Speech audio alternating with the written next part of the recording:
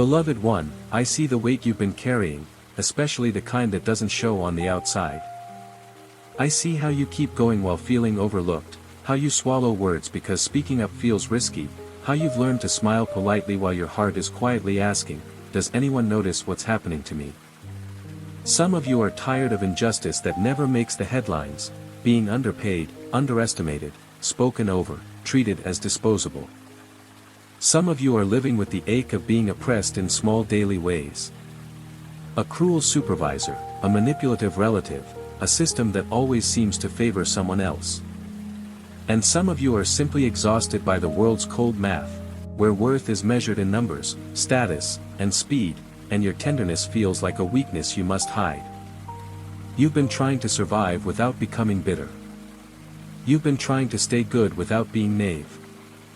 You've been trying to keep faith while the evidence feels slow. Come closer. You are not foolish for hoping. You are not forgotten because the answer hasn't arrived yet. I have not turned my face away from your life. I have seen every quiet injustice, every swallowed tear, every moment you wanted to give up but chose to endure. If this is speaking to the place in you that feels tired and unseen, subscribe so you can return whenever your heart needs steady ground again.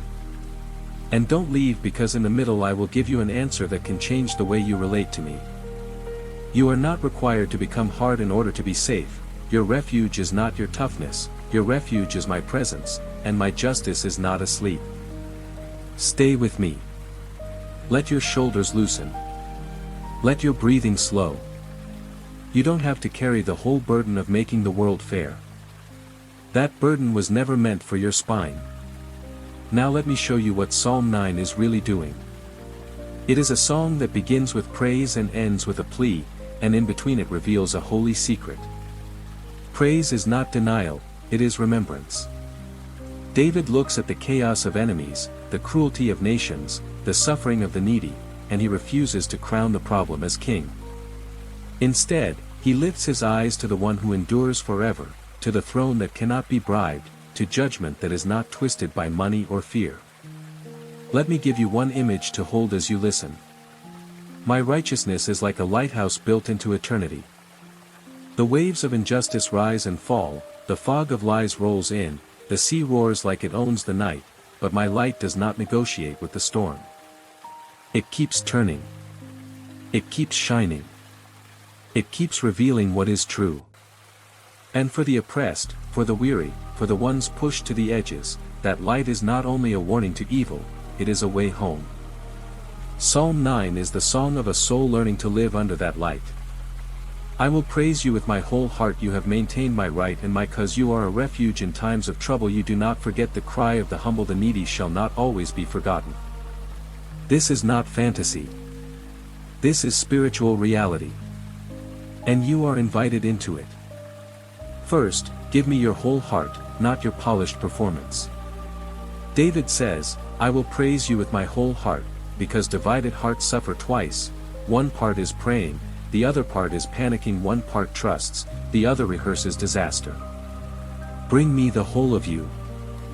Faith and fear, gratitude and grief, love and anger. Whisper something simple and true. I will tell of your marvelous works. Not because you feel marvelous right now, but because remembering my faithfulness repairs your inner world. Think of David.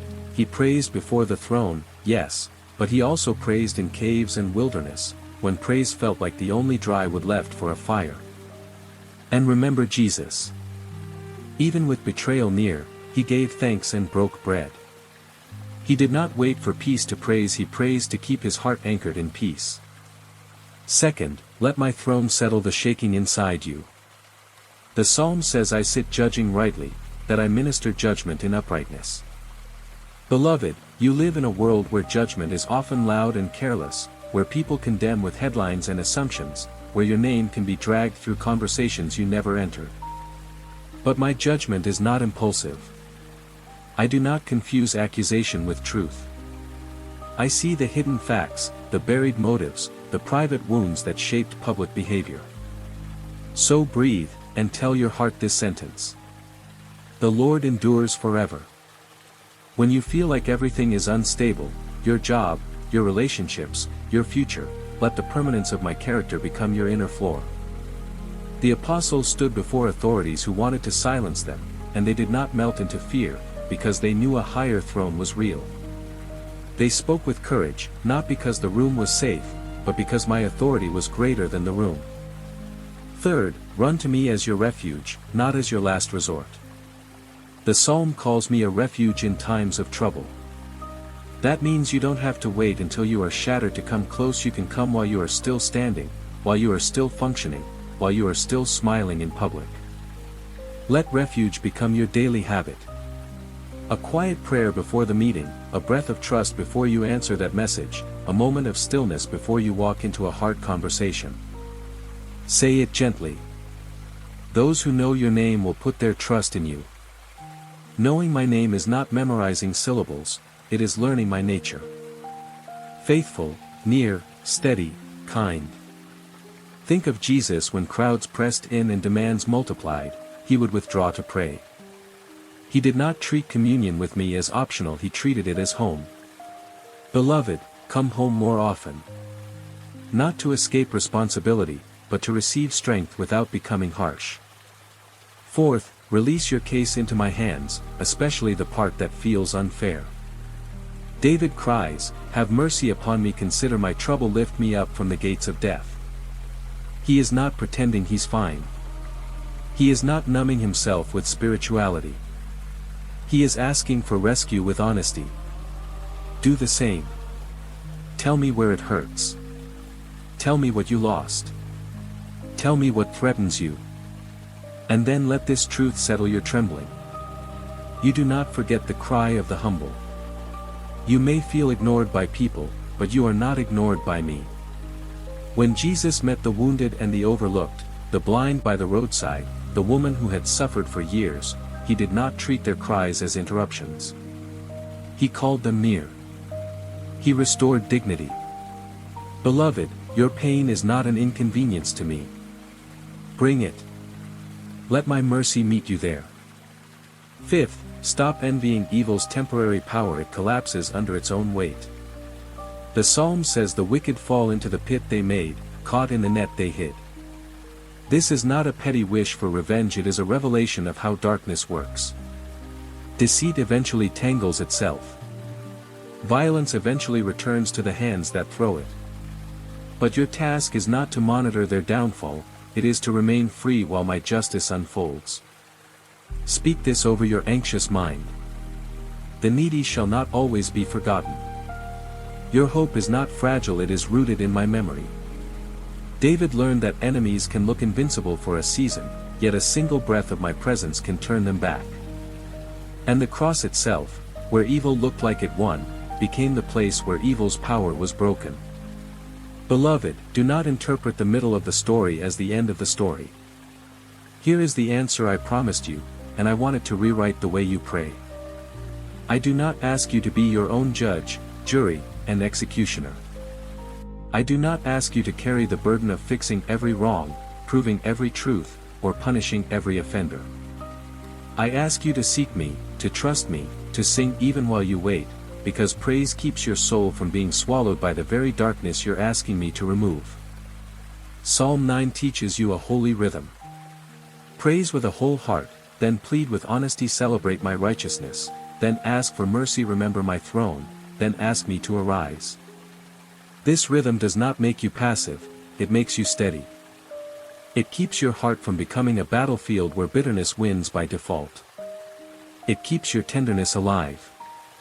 So now, beloved one, let your spirit unclench.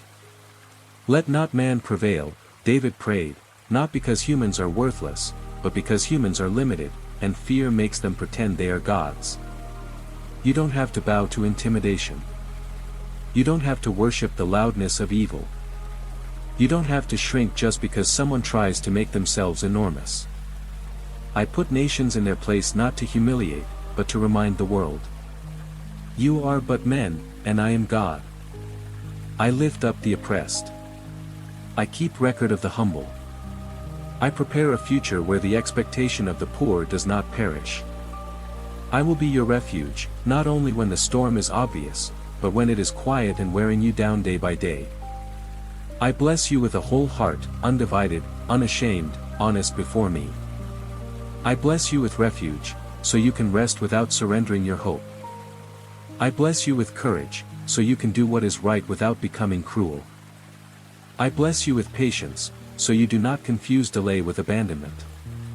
And I bless you with joy that is not dependent on circumstances, but anchored in my enduring throne. If this message held you up, subscribe and stay close. And share it with someone who is tired of injustice, someone who feels forgotten, someone who needs to hear the simplest, strongest truth tonight. I have not forsaken those who seek me,